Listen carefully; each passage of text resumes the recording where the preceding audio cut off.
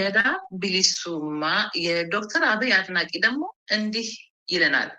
እንኳን ተወለድሽ ክብርት አዳነች አበቤ፣ ረጅም ዕድሜ ከነ ሙሉ ጤንነት ጋር እመኝልሻለሁ።